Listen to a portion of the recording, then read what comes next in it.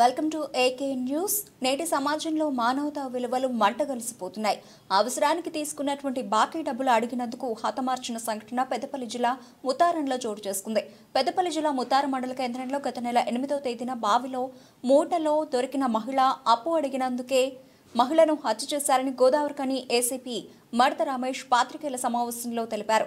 శనివారం మంతనపట్టణం పోలీస్ స్టేషన్లో ఏర్పాటు చేసిన పాత్రికేయుల సమావేశంలో మంతని సిఐ వెంకటేశ్వర్లు, ముతారం ఎస్ఐ మధుసూదన్ రావులతో కలిసి ఏసీపీ మడత రమేష్ నిందితుల వివరాలను తెలిపారు. హత్య చేసిన నిందితులను చాకచక్యంగా పట్టుకున్న సిఐ, ఎస్ఐలతో పాటు కానిస్టేబుల్స్ దుబాసి రమేష్, బాలకాని కిరణ్లను ఏసీపీ అభినందించారు.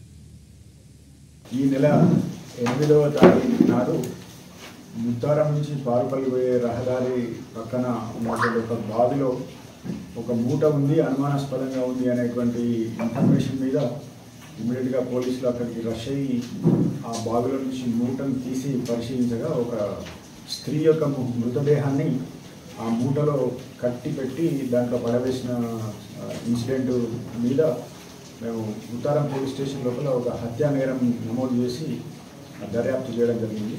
దీని మీద రామగుండం కమిషనర్ గారి ఆదేశాల మేరకు 2 టీంలను సెపరేట్గా ఏర్పాటు చేసి దాని మీద లోతుగా ఇన్వెస్టిగేషన్ చేయడంతో ఆ మృతురాలు ముత్తారం చెందిన పెరుక రాజేశ్వరి లాగా గుర్తించడం జరిగింది.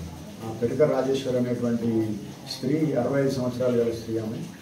ఆమెను ఎవరు ఎందుకు చంపినారనేది ఇంకా పరిశీలించి లోతుగా దర్యాప్తు చేయడంతో అదే గ్రామానికి చెందిన అమ్ము రజితకు ఈ రాజేశ్వరి కొంత అప్పు ఇవ్వడం, 1,50,000 రూపాయల వరకు దఫాలుగా అప్పులు ఇచ్చినందుకు ఆ అప్పు తీర్చే క్రమం లోపల ఈ రజితకును ఈ రాజేశ్వరికి మధ్యలో గొడవ జరగడం, తర్వాత రజిత యొక్క బంధువు మిత్రుడు వాడు కుక్కముడి తిరుపతి అనే అతను కూడా దీంట్లో ఇన్వాల్వ్ అయినాడు.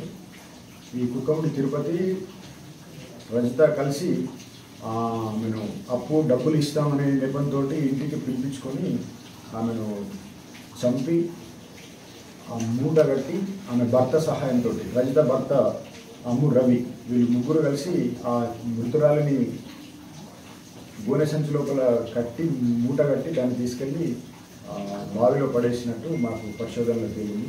పైగా వీళ్ళు ఆ మృతురాల మీద ఉన్నటువంటి 4 తులాల బంగారాన్ని కూడా తీసుకొని వాళ్ళు వరంగల్లో అమ్మడం జరిగింది.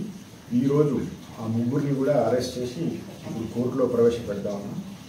దీని మీద ఇంకింత లోతుగా పరిశోధన చేసి మిగతా ఇంకెవరైనా ఇన్వాల్వ్ ఉంటే వాళ్ళని కూడా ఈ కేసులో రిమాండ్ చేయడం జరుగుతుంది.